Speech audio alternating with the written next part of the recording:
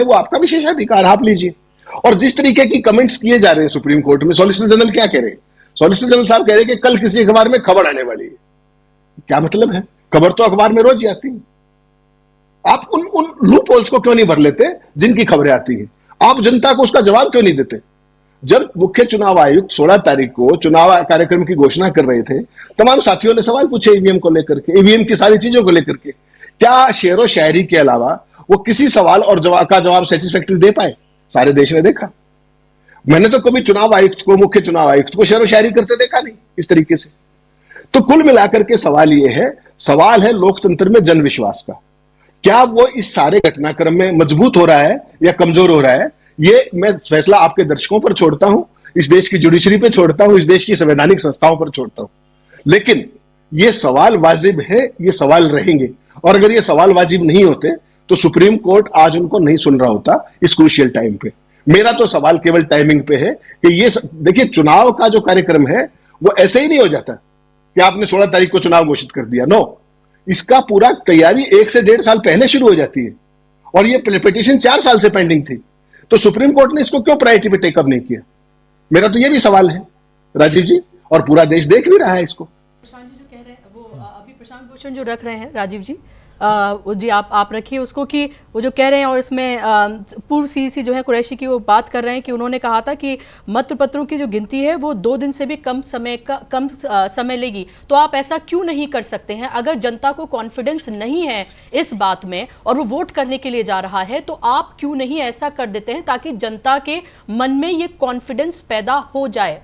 बिल्कुल बिल्कुल। इसके अलावा सीनियर एडवोकेट संतोष पॉल भी अब इसमें अपनी बात रख रहे हैं। वो कह रहे हैं कि चिंता ये है कि सिस्टम में विश्वास होना चाहिए, पूरा का पूरा जो तंत्र है उसमें भरोसा होना चाहिए, और विकसित देशों में, विदेशों में ने इस प्रणाली को, इस सिस्टम को छोड़ दिया है, ईवीएम को छोड़ दिया है विकसित देशों ने, विदेशों ने। तो इस पर जस्टिस दत्ता ने साफ साफ कहा कि ऐसा मत सोचो कि विदेशी देश जो है वो भारत से अधिक उन्नत हैं, यानी भारत ज्यादा एडवांस है, इसलिए भारत ईवीएम का इस्तेमाल कर सकता है, विदेशों ने छोड़ दिया तो छोड़ने दो। और ये आपकी दलील यही हम खारिज करते हैं। इसका लुभाव यही है कि कहीं ना कहीं यहां पर इस बात की, और इसको लेकर पहले भी आपने देखा होगा कि जस्टिस खन्ना ने भी इस पर अपनी बात रखी थी जब जर्मनी का जिक्र वहां आया था। लेकिन अब संतोष हेगड़े भी आ गए हैं, संतोष हेगड़े भी अपनी बात रख रहे हैं, और उनकी बातों को भी, और उसमें सबसे बड़ी बात कह रहे हैं कि हमने ये विरोध स्वीकार नहीं किया है, इसे पूर्ण विराम ना बनने दें। देश को पता चल गया है कि अब तक क्या हुआ है, बड़े प्रश्न एक और दिन तक प्रतीक्षा कर सकते हैं। जो बड़े बड़े प्रश्न हैं वो एक और दिन तक इंतजार कर सकते हैं। देश को पता चल गया है कि क्या कुछ रहा, क्या कुछ हुआ है, क्या कुछ हो रहा है। और सबसे बड़ी बात कि हम लोग इसको दूसरे ढंग से, विरोध के हिसाब से नहीं ले रहे हैं। आप हमको एक विरोधी के रूप में देख रहे हैं, हम विरोधी नहीं बल्कि हम इसको अच्छा करना चाहते हैं। ये बात संतोष हेगड़े कह रहे हैं साफ साफ अपने शब्दों में। माफी चाहूंगा, संजय हेगड़े, संतोष हेगड़े नहीं, संजय हेगड़े, एडवोकेट संजय हेगड़े अपनी बात रख रहे हैं। तो आप देखिए, चाहे संजय हेगड़े साहब हों, प्रशांत भूषण जी हों, चाहे शंकर नारायणन हों, चाहे निजाम पाशा हों, ये तमाम एडवोकेट जो हैं अपनी अपनी दलीलें पेश कर रहे हैं, अपनी बात रख रहे हैं। और संतोष पॉल हैं, ये भी, इन्होंने भी अपनी बात रखी जिसमें इन्होंने विदेशों ने कैसे छोड़ दिया है, और जिस पर जस्टिस दत्ता ने अपनी बात रखी। तो ये सब चल रहा है बुशरा जी की कहीं ना कहीं इतने वकील खड़े हैं और ये दलील दे रहे हैं कि चुनाव की प्रक्रिया जो है वो ईमानदारी के साथ, पारदर्शिता के साथ, निष्पक्ष तरीके से ये प्रक्रिया आगे बढ़े, और इसको जस्टिफाई करने की कोशिश में वहां पूरा का पूरा इलेक्शन कमीशन और तंत्र दिखाई देता है।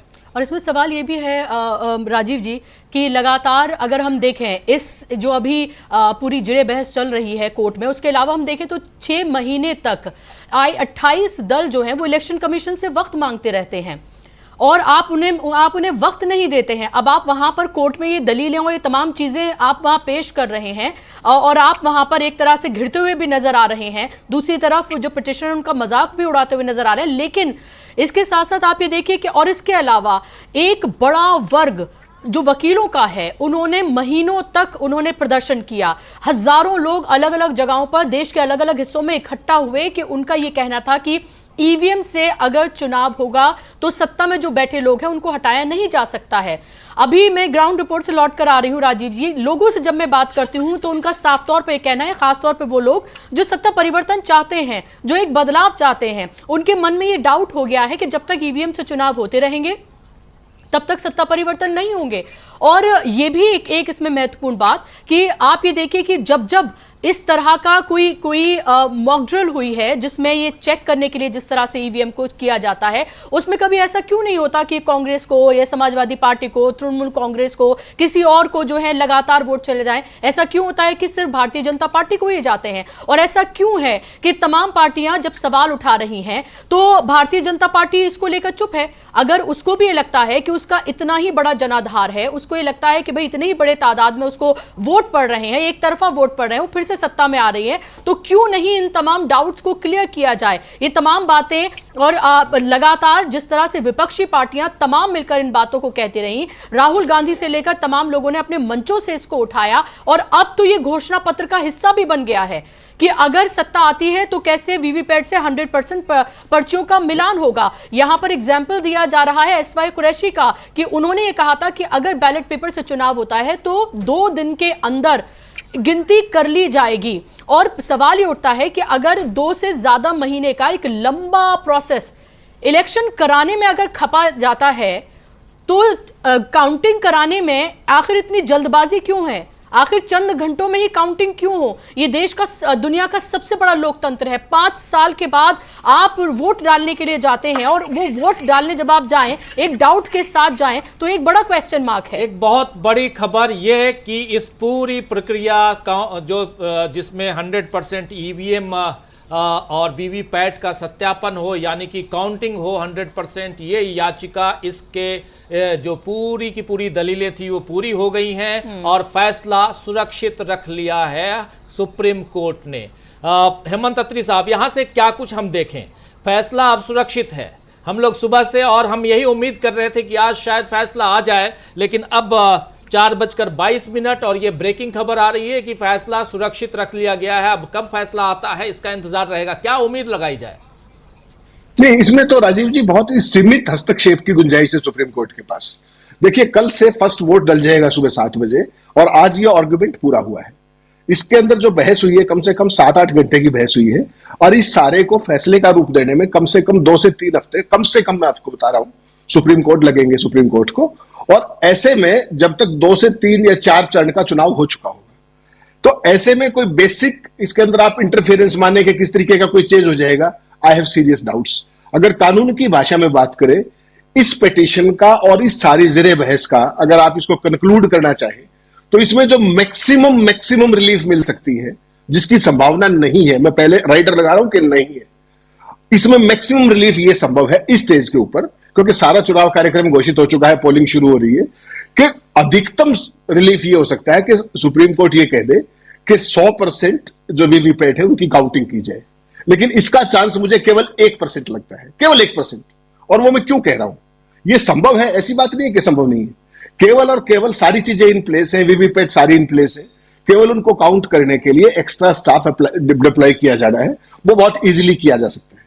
लेकिन इस स्टेज पर मुझे नहीं लगता कि सुप्रीम कोर्ट ऐसा कोई आदेश देगा। एट दी मैक्स जो संभावना हो सकती है, अभी आपका क्या है कि देखिए 5% वीवीपैट काउंट की जाती, केवल 5%।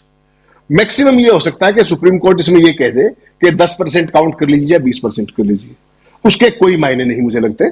और ये सारे का सारा जो कवायद हुई है, इस कवायद के बहुत ज्यादा, कम से कम इस आम चुनाव में मैं कोई बहुत ज्यादा मायने नहीं देखता हूं, unless and until supreme court ये कहे कि 100% वीवीपैट काउंटिंग हो, जिसके चांस मुझे नहीं लगते हैं, जो इस पूरी बहस के दौरान जो मैं आकलन कर पाया।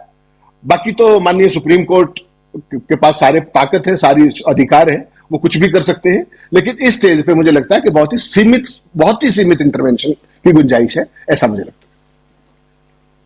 बिल्कुल। तो अभी तक थोड़ा रिकैप करना हम चाहेंगे कि 2 दिनों की बहस, आप जानिए कि परसों यानी 16 तारीख को 12 बजे से बहस शुरू हुई थी ईवीएम पे। हालांकि उस दिन दोनों जजों की बेंच ने, जस्टिस संजीव खन्ना और जस्टिस दीपांकर दत्ता, इन दोनों की बेंच ने यह कहा था कि हालांकि आज एनलिस्टेड नहीं है ये केस हमारे उसमें, लेकिन फिर भी इस पर हम सुनवाई करेंगे 12 बजे तक। लेकिन थोड़ा लेट सुनवाई शुरू हुई और सुनवाई उस दिन भी 4-4:15 बजे तक, 4:30 बजे तक चली थी। उसके बाद आज फिर से और उसी दिन आगे की तारीख, आज की तारीख दी गई थी और कहा गया था कि आज इस पर हम सुनवाई करेंगे। आज 11 बजे से सुनवाई शुरू हुई और उस दिन और आज के बहस को अगर देखा जाए तो इसमें 2-3 चीजें महत्वपूर्ण। आज के बहस में इलेक्शन कमीशन ऑफ इंडिया की तरफ से एक अधिकारी मौजूद रहे और उनसे तमाम तरह के सवाल पूछे गए, खासकर टेक्निकल सवाल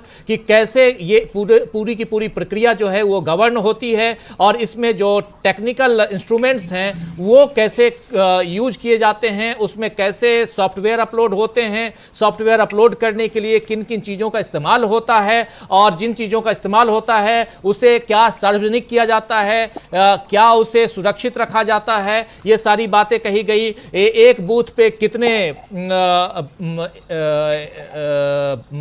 एक पोलिंग बूथ नहीं, एक पूरा का पूरा जो संसद है, संसदीय क्षेत्र है या विधानसभा क्षेत्र है, उसमें कितने स्ट्रांग रूम बनाए जाते हैं, ये सारी बातें पूछी गई। विधानसभा में 1 स्ट्रांग रूम और बताया गया कि लोकसभा के लिए 8 स्ट्रांग रूम बनाए जाते हैं। फिर ये बात आई कि वो जो ऐप है जिसके थ्रू आप ये पता करते हैं कि कितने % वोटर का टर्नआउट, क्या परसेंटेज क्या है, यानी कितनी % पोलिंग हुई, ये इस ऐप के बारे में, इसमें जो गड़बड़ियां थी इसको सुधार लिया गया है, ये भी बताया गया। लेकिन ये जुड़ा नहीं है ईवीएम से, ये सब कुछ बताया गया। इसके अलावा जो लैपटॉप यूज होता है, जो केबल यूज होता है, इन सब की बातें भी हुई और इन सब की सुरक्षा की बात हुई। ये सारी चीजें हुई। इसमें कहां कहां गड़बड़ियां हो सकती हैं, मानवीय त्रुटि कहां हो सकती है, डिजिटल त्रुटि कहां हो सकती है, इन सारे पहलुओं पर अगर देखा जाए हेमंत त्री साहब तो एक बहुत ही शानदार जिरह तो है।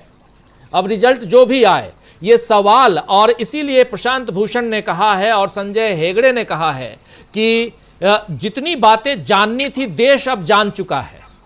हमारी डिमांड सिर्फ एक है, वो ये है कि 100% काउंटिंग हो और हाथ में पर्ची आए। हाथ में पर्ची ना आए तो इसके लिए भी एक उपाय और बताया गया, बारकोड का। इस पर भी आज फिर से सवाल उठाया गया जस्टिस खन्ना की तरफ से कि क्या बारकोड का इस्तेमाल किया जा सकता है, यह पूछा गया इलेक्शन कमीशन ऑफ इंडिया से, जिसमें यह कहा गया कि हर आदमी को, और ये एक सलाह के रूप में जस्टिस खन्ना ने कहा कि हर मतदाता को हम बारकोड नहीं दे सकते, लेकिन हर प्रत्याशी को हम बारकोड दे सकते हैं, उससे शायद काउंटिंग में आसानी हो। फिर पेपर कैसा हो, इस पे भी बात हुई, पेपर थर्मल हो या पेपर नॉर्मल हो। क्या हम थर्मल पेपर को 5 साल तक सुरक्षित रख सकते हैं? सवाल यह भी पूछा गया कि अगर एक चुनाव समाप्त हो गया है और किसी ने उस पर किसी तरह की आपत्ति जताई है तो उसकी रिकाउंटिंग या कोर्ट में उस मशीन को जमा करें, क्या ये संभव है? क्या डेटा को डिस्ट्रॉय कर दिया जाता है या डेटा सुरक्षित रखा जाता है? कितने दिनों तक, कितने महीनों तक सुरक्षित रखा जाता है? एक एक पहलू पे बातचीत हुई है अगर इसको रिकॉल करें तो, और उससे लगता है कि यहां जहां लूप होल्स हैं, इसमें यह भी कि दंड की प्रक्रिया क्या है, दंडात्मक धाराएं कौन कौन सी हैं, ये सारे पहलू को यहां बताया गया है। छेड़छाड़ कोई करता है तो उसको क्या हम सजा दे सकते हैं, सब कुछ है। लेकिन फाइनली अब सुरक्षा, ये पूरी की पूरी प्रक्रिया, और इसके बाद अब जैसा आप बता रहे हैं कि 2 से 3 हफ्ते या 1 से 3 हफ्ते जितना भी इस फैसले को लिखने में लग जाएगा, 6 हफ्ते में तो चुनाव समाप्त हो रहे हैं। एक यहीं पर सवाल उठता है कि क्या आज की तारीख में जब ये फैसला सुरक्षित है, देश का मतदाता कल जब वोट डालने जाएगा तो उसके दिमाग में क्या रह सकता है?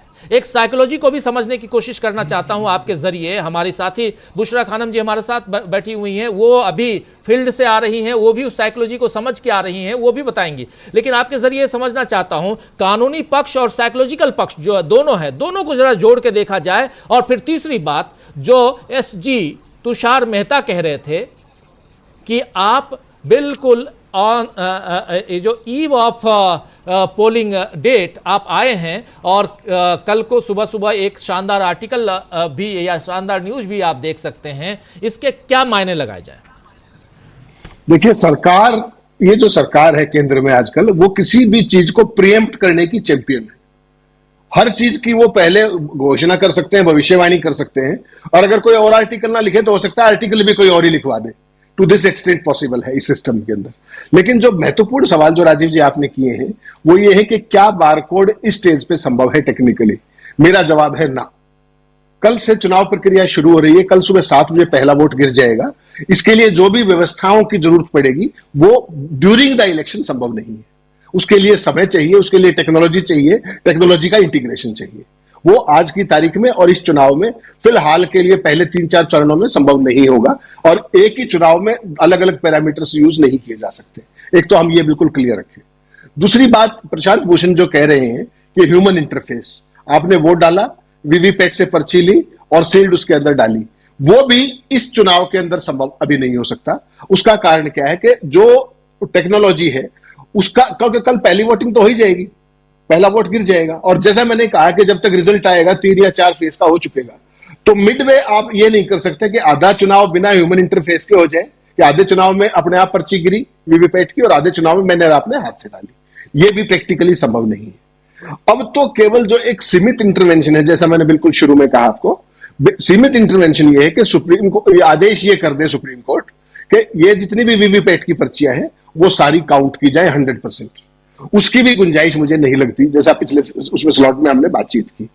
ऐसे में हम सब का जो नैतिक फर्ज अब है, जो मीडिया के जो न्यूट्रल साथी है, मेरा सबसे ये आग्रह है कि आम जनता के मन में जो सवाल है उनका जवाब तो देखिए, उनका जवाब देना या तो सुप्रीम कोर्ट का काम है, या चुनाव आयोग का काम है, या संवैधानिक संस्थाओं का काम है।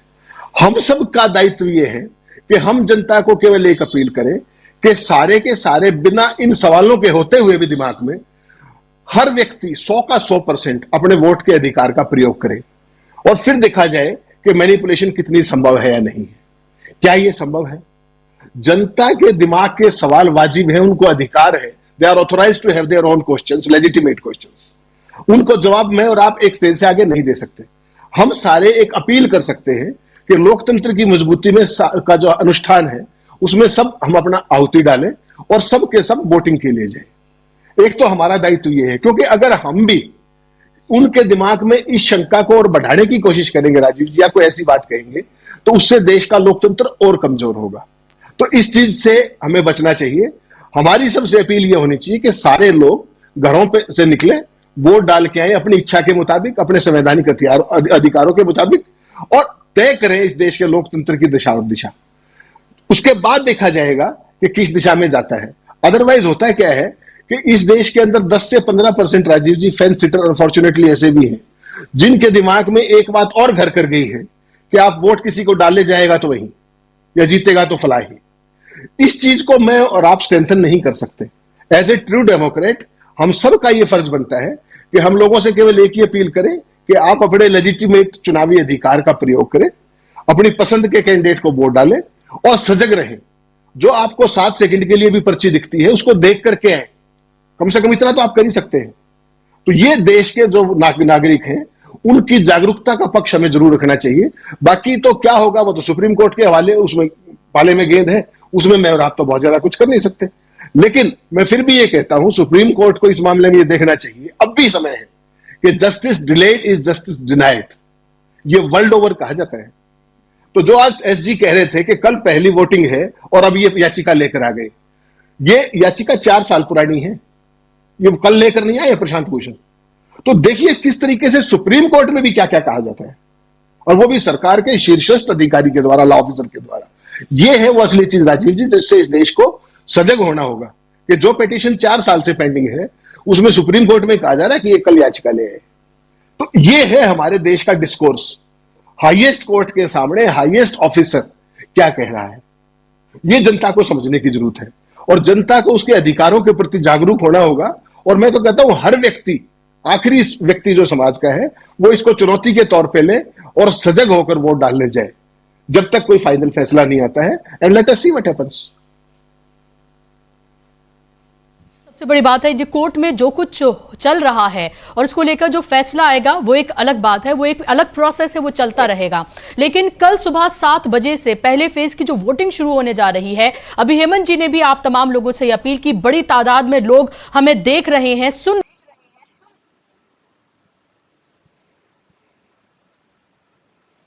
बाहर निकलकर अपने मत का इस्तेमाल करिए, घरों से निकलिए, वोटिंग करिए, यह आपका अधिकार है। 5 साल में एक बार आपके पास ये मौका आता है लोकसभा चुनाव में। आप सत्ता में बने रहना देखना चाहते हैं, जो लोग अभी सत्ता में हैं, या आप सत्ता परिवर्तन देखना चाहते हैं, आपको अपने घरों से निकलकर वोट करना ही होगा। आपको संविधान इसका अधिकार देता है, आपके पास ये मौका है और इस मौके का इस्तेमाल हर नागरिक को करना जरूरी है। इन जो कोर्ट में चल रहा है या जिस तरह के डाउट्स पैदा हो रहे हैं, उससे कहीं आप अपने मन में ये शंका ना पैदा करें या ये इस तरह की आप धारणा ना बना लें कि हम वोट देने जाएंगे तो उससे क्या अब होने जा रहा है। ऐसा मत सोचिए, आप वोट देने जरूर जाइए, ज्यादा से ज्यादा तादाद में। लेकिन इसके अलावा हेमंत जी, मैं अभी देख रही थी कांग्रेस ने अभी कुछ मिनटों पहले ये ट्वीट किया है, अब से कुछ ही मिनटों के बाद, यानी कि 5 बजे जो है तमाम हम ये कह सकते हैं कि कल का हम लोगों को ये इंतजार है कि कल सुबह जिस तरह से पूरा प्रोसेस जो है वो शुरू होगा वोटिंग का पहले चरण का, उससे पहले उससे चंद घंटे पहले अगर कांग्रेस, जो कि देश की सबसे बड़ी विपक्षी पार्टी है, अगर वो ये ट्वीट करती है कि ईवीएम पर बटन कोई भी दबाए वोट बीजेपी को जाता है। केरल में ये मामला सामने आया है, यही वजह है कि हम कहते हैं कि राजा की आत्मा ईवीएम में है। हमारी मांग रही है वीवीपैट की पर्चियां मतदाताओं को सौंपी जाएं, मतदाता उन वीवीपैट पर्चियों को एक अलग पेटी में डाले, फिर उन वीवीपैट पर्चियों की 100% गिनती की जाए। इन मुद्दों को लेकर हमने चुनाव आयोग से कई बार मिलने का वक्त मांगा, लेकिन चुनाव आयोग इस पर बात करने के लिए तैयार नहीं है। और फिर एक अखबार की कटिंग लगाई गई है जिसमें लिखा गया है, बटन कोई भी दबाओ वोट बीजेपी को, ईवीएम में गड़बड़ी की शिकायत पर सुप्रीम कोर्ट सख्त, चुनाव आयोग को भेजा गया नोटिस। तो यह केरल की उस खबर का जो मॉक ड्रिल हुई थी और जिसमें बटन जब दबाया गया तो वो बीजेपी को जो वोट गया है उसका यहां पर जिक्र किया गया है और उसको घोषणा पत्र में भी कांग्रेस ने शामिल किया है।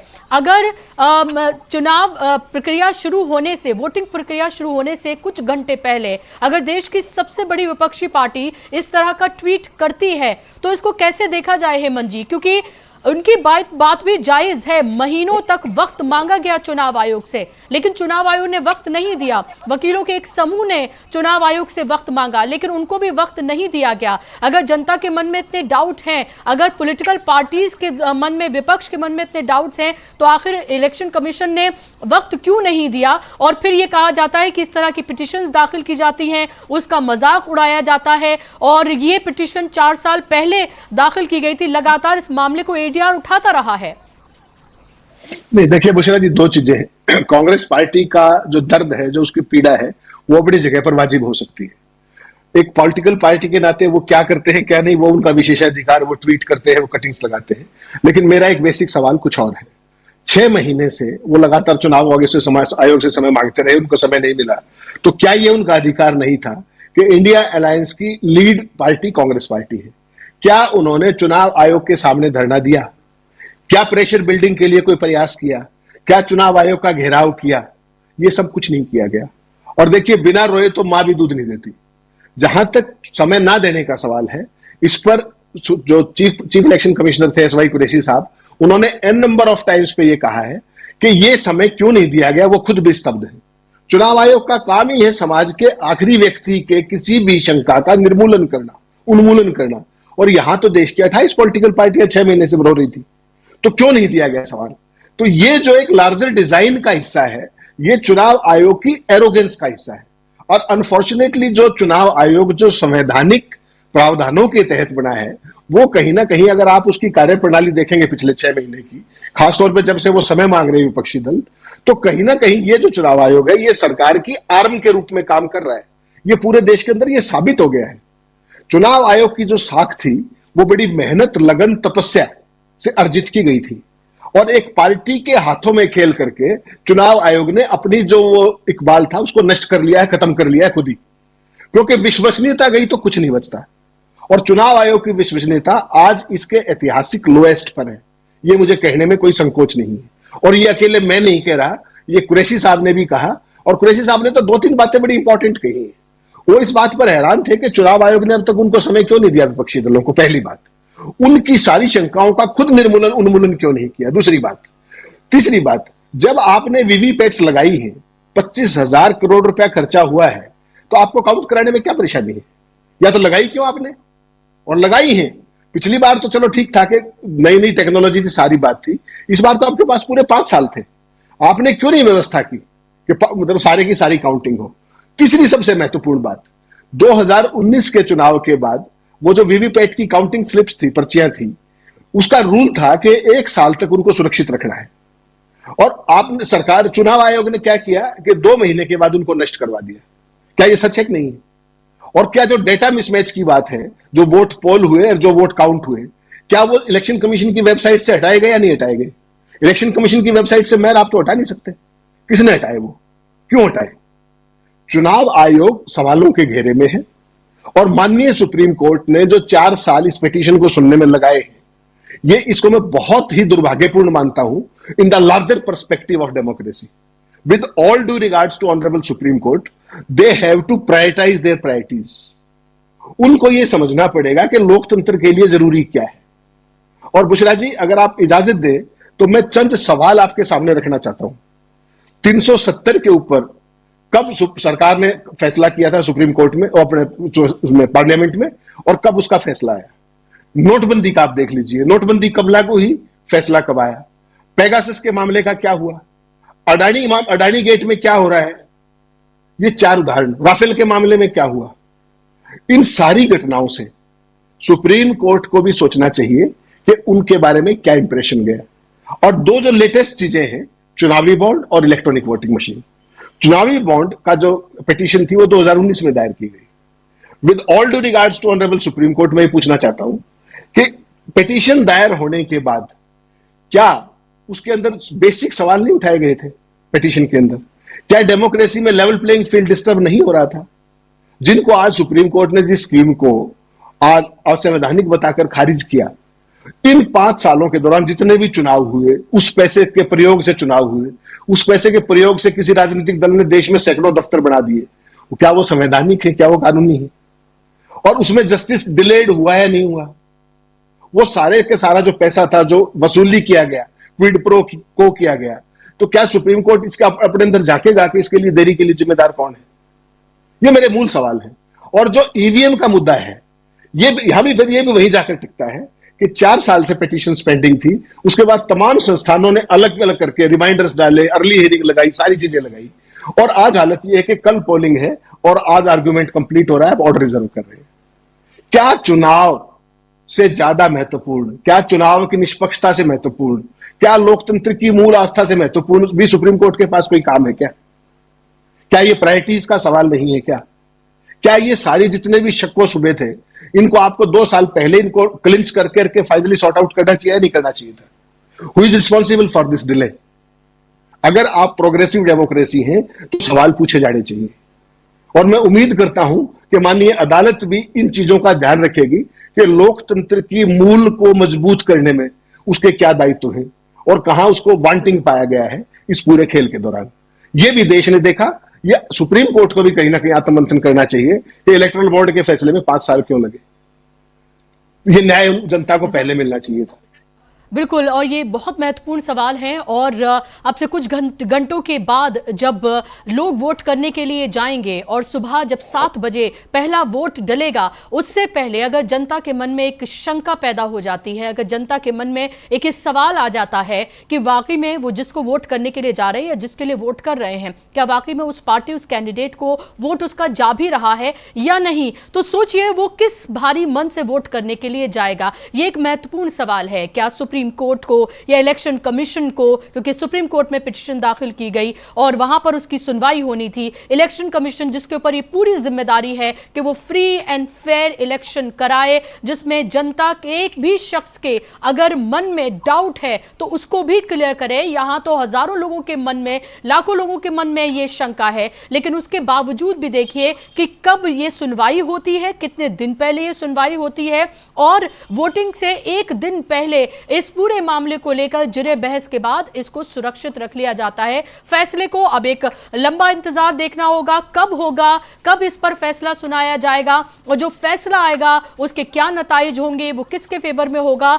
इस सब के बीच जो हमारा लोकतंत्र का सबसे बड़ा पर्व है यानी कि वोटिंग, जिसकी शुरुआत कल से होने जा रही है, वो एक ऐसे माहौल में होने जा रही है जो कि दुर्भाग्यपूर्ण है। मैं अभी अभी ग्राउंड रिपोर्टिंग से लौटकर आ रही हूं हेमंत जी। तमाम लोगों से बात ऑफ कैमरा ऑन कैमरा होती है। लोग ऑन कैमरा भी बोलते हैं और ऑफ कैमरा तो बहुत ज्यादा खुलकर बोलते हैं। उनका साफ तौर पर यह कहना है कि जब तक ईवीएम है तब तक इस सरकार को नहीं हटाया जा सकता। वो लोग हैं जो सत्ता में परिवर्तन देखना चाहते हैं। उनकी 10 साल उन्होंने एक सत्ता को देखा है। तो अगर इस तरह के सवाल गांव-गांव, छोटे-छोटे इलाकों में, कस्बों में अगर लोगों के मन में पैदा हो रहे हैं तो क्या इलेक्शन कमीशन की छवि पर यह सवाल एक बहुत बड़ा सवाल नहीं है? क्या उनको जो पॉलिटिकल पार्टीज थी, जो डाउट जिनके दिन में था, जो आपसे समय मांग रही थी, क्या उनको समय नहीं देना चाहिए था? वो लोग जो आंदोलन कर रहे थे इस ईवीएम को लेकर, क्या उनको समय नहीं देना चाहिए था? अलग अलग जगहों पर लेकर इसको बाकायदा तौर पर डेमो दिए गए कि कैसे ईवीएम में मैनिपुलेशन मुमकिन है और अब ऐसे लोग जो बराक ओबामा के प्रशासन में सलाहकार रहे हैं, उन्होंने बाकायदा तौर पर बताया कि जो सॉफ्टवेयर है उसमें वो मैल फंक्शन उसमें किया जा सकता है। ये तमाम चीजें देश का पढ़ा लिखा वर्ग, आम जनता सब कुछ कह रही है, लेकिन लग रहा है कि इलेक्शन कमिश्नर जो हैं उनको सिर्फ शेर व शायरी और मजाक उड़ाने के अलावा, जो लोग इसको लेकर डाउट कर रहे हैं, इसके अलावा और कुछ करना उनको शायद नहीं आता है। और ऐसे वक्त में हेमंत जी, अगर एक वोटर वोट करने के लिए जा रहा है तो उसको कैसे देखा जाए? क्योंकि 5 साल के में ये मौका आता है उसके लिए, जब वो अपने इस अधिकार का इस्तेमाल करता है, जब वो सरकार को जवाबदेह बनाता है और एक तरह से वो उसे सबक सिखाने का मन बनाता है। अच्छा काम किया हो तो इनाम देने का और अच्छा काम नहीं किया हो तो सबक सिखाने का। बुशरा जी, आपने बहुत ही महत्वपूर्ण सवाल उठाए हैं। एक जो सबसे बेसिक सवाल आपने किया कि इस फैसले में, चुनाव जो ये आज सुप्रीम कोर्ट में रिजर्व रखा गया है, इसमें किसकी जीत हो। ना मैं ईवीएम के पक्ष में हूं, ना मैं ईवीएम के विरोध में हूं, लेकिन एक निश्चित मान के चलिए, इस देश का जो दुनिया के अंदर सबसे बड़ा लोकतंत्र हिंदुस्तान है, उसकी अगर कोई सबसे बड़ी यूएसपी है पूरी दुनिया के अंदर तो वो था निष्पक्ष चुनाव। उस पर चुनाव आयोग की अपनी ही हरकतों और जो सबसे बड़ी पॉलिटिकल पार्टीज है उनके सवालों ने एक प्रश्न चिन्ह लगाया है। तो मेरी एक उम्मीद जरूर है, सुप्रीम कोर्ट का जो भी फैसला है, कौन जीते कौन हारे, जैसा आपने कहा, मुझे उससे कोई वास्ता नहीं, केवल लोकतंत्र जीतना चाहिए। लोकतंत्र के अंदर जनविश्वास की जीत होनी चाहिए। सबसे महत्वपूर्ण बात यह है, क्या सुप्रीम कोर्ट वीवीपैट को लेकर जो वाजिब सवाल उठे हैं, क्या उनको टाइमली एड्रेस कर सकता है? बहुत देर हो गई है, जैसा मैंने कहा, बहुत देर कर दी हुजूर आते आते, लेकिन अब भी समय है। क्या सुप्रीम कोर्ट उस विश्वास को बहाल कर सकता है, या सुप्रीम कोर्ट इसी जिद को लेकर बैठा रहेगा कि आप बैलेट पेपर की तो बात ही मत कीजिए। जब आप जुडिशरी की कुर्सी पर बैठते हैं, आपको हर विकल्प खुला रखना होता है और आपको केवल यह देखना होता है कि देश की डेमोक्रेसी मजबूत किस बात से होगी, जनतंत्र में जड़ आस्था मजबूत किस बात से होगी। मेरी व्यक्तिगत आग्रह और दुराग्रह हो सकते हैं, लेकिन संविधान के प्रति जो मेरा दायित्व है वो किसी भी दुराग्रह से ऊपर है, मेरी किसी भी व्यक्तिगत मान्यता से ऊपर है। अगर देश के लोग ये चाहते हैं कि बैलेट पेपर से चुनाव होना चाहिए, तो इसमें कोई पिछड़ापन में नहीं मानता। अमेरिका से बड़ी तो कोई वो फोर्स नहीं है आज की तारीख में, टेक्नोलॉजी वाइज भी और अदरवाइज भी। जब वो 2 महीने उनकी चुनाव प्रक्रिया चल सकती है, यूरोप के अंदर चल सकती है, पूरी दुनिया के एडवांस कंट्रीज में चल सकती है, तो हमारे यहां क्यों नहीं चल सकती? We should be open to anything and everything which consolidates democracy. न इसकी बजाय कि हम एक जिद पकड़ के बैठ जाए कि हमें तो ये करना ही नहीं है, ये कोई बहुत प्रोग्रेसिव होने की निशानी नहीं है। तो कुल मिलाकर के, और ये जो आपने सवाल उठाया कि आम जनता इसको कैसे देखे, मैं फिर एक आपके दर्शकों से हाथ जोड़ के विनम्र आग्रह करना चाहता हूं कि इसका एक ही तरीका और भी है इस सारे खेल का, इसका जवाब देने का। क्या देश की जनता इसको चुनौती के तौर पर लेकर के 90% 95% पोलिंग क्या चुनौती ले सकती है? कितना डेटा मैनिपुलेट करेंगे? डेटा मैनिपुलेशन की भी एक सीमा है ना, कि आप 70% 75% पोलिंग मान के वो सारे खेल करते होंगे। तो क्या देश की जनता इसको अपने ऊपर ले सकती है, जो लोकतंत्र के समर्थक लोग हैं, कि हम ना केवल हम अपने सभी यारे प्यारे मित्र रिश्तेदार सबको इंश्योर करें कि किसी ने कोई वोट डालने से रह तो नहीं गया है, और फिर देख लीजिए, लोकतंत्र हमारा अर्जित लोकतंत्र है बुशरा जी, और इसको बचाना हम सबका अधिकार है। कोई कुछ करता रहे, लेकिन अगर जनता ये धारण कर ले अपने मन में कि हमें इन चीजों का जवाब देना है, तो 95% 98% वोटिंग करके इन सारे हथकंडों का जवाब दिया जा सकता है, जब तक चीजें क्रिस्टल क्लियर हो। ऐसा मेरा मानना है। इससे निराश होने की जरूरत नहीं है। ये जो कुछ हो रहा है, इसको चुनौती के रूप में लेने की जरूरत है कि क्या हम वर्ल्ड रिकॉर्ड बना सकते हैं पोलिंग का, कि हमने 95% वोटिंग होगी हिंदुस्तान में। वो किसी के भी पक्ष में परिणाम है, इससे मुझे और आपको कोई लेना देना नहीं, लेकिन जनता का अधिकार है, अर्जित अधिकार है लोकतंत्र में वोटिंग का।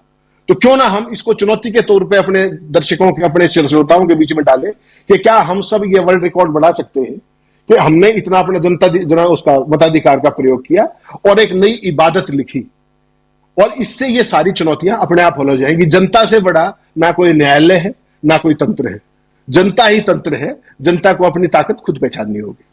बिल्कुल, जाहिर सी बात है, ये बहुत महत्वपूर्ण बात है। और जो अपील हेमंत जी कर रहे हैं, वही अपील हम डीबी लाइव के जरिए आप तमाम लोगों से जो बड़ी तादाद में अभी भी हमें सुन रहे हैं उनसे हम करना चाहेंगे कि जैसा हेमंत जी ने कहा कि मैनिपुलेशन भी एक हद तक मुमकिन है। आप अगर ज़्यादा से ज़्यादा तादाद में अगर आप बाहर निकलकर वोट करते हैं, अपने वोटिंग राइट का आप इस्तेमाल करते हैं, तो आप किसी भी सिचुएशन को आप बदल सकते हैं और अपने फेवर में आप ला सकते हैं। तो आपसे एक बार फिर से अपील कि आप बड़ी से बड़ी तादाद में बाहर निकलें और अपने वोट का इस्तेमाल आप जरूर करें।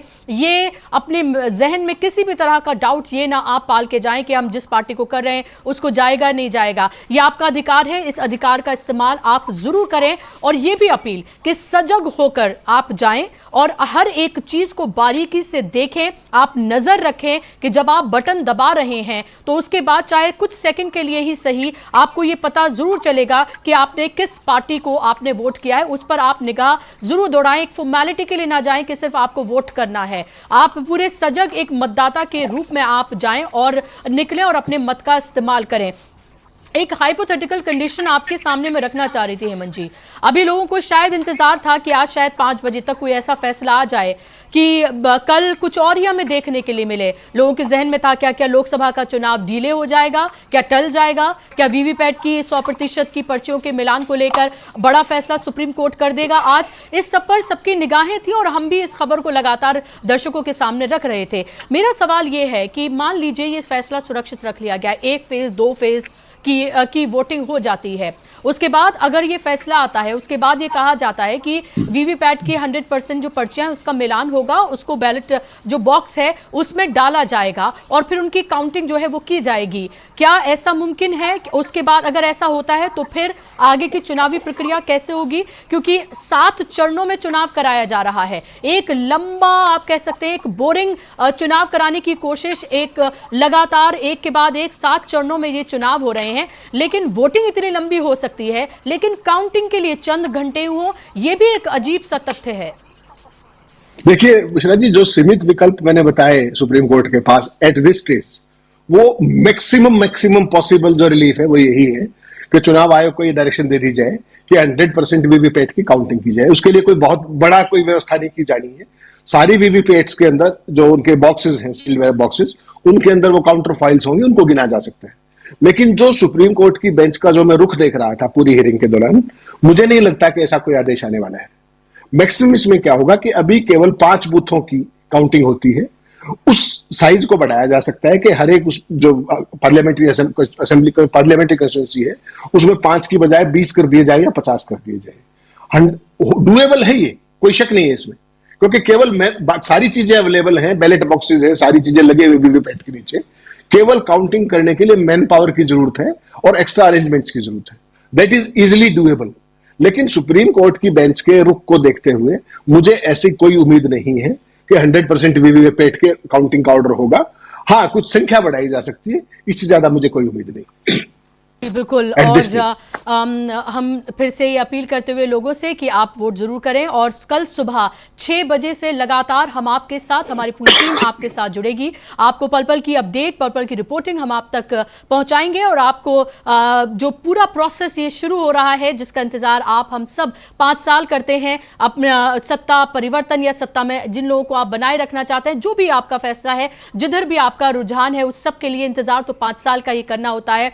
सरकार की नीतियों का विरोध करते हैं तो आप उनको सजा के तौर पर उनके खिलाफ आप वोट कर सकते हैं। अगर आप उनको उनकी पॉलिसी से खुश हैं तो इनाम के तौर पर आप उनको उनके फेवर में आप उनको वोट कर सकते हैं। लेकिन वोट जरूर करिए। कल सुबह 6 बजे से लगातार हमारी पूरी टीम आपके सामने होगी। आपको तमाम अपडेट्स हम देंगे और आपको तमाम चीजों से हम अवगत कराएंगे। अब तमाम जो चुनावी प्रोसेस है उसको भी आप तक पहुंचाएंगे, क्योंकि आज जो पूरी जिरे बहस सब कुछ चली है, कल जब ईवीएम उसी ईवीएम से जब वोट करने के लिए जनता जाएगी, जब वोट कर रही होगी, तो जाहिर सी बात है इसको डिनाई नहीं किया जा सकता है कि उसके जहन में हजारों सवाल जरूर होंगे और उन सवालों के जवाब वो लगातार तलाशते रहेंगे। लेकिन इस सब के बीच वोट करिए और कोई फैसला जैसे ही आता है वो हम आप तक जरूर पहुंचाएंगे। आज फिलहाल एक लंबी जिरे बहस के बाद यह फैसला सुरक्षित रख लिया गया है कि वीवीपैट की पर्चियों का 100% मिलान होगा या नहीं होगा, इसका इंतजार हम सबको होगा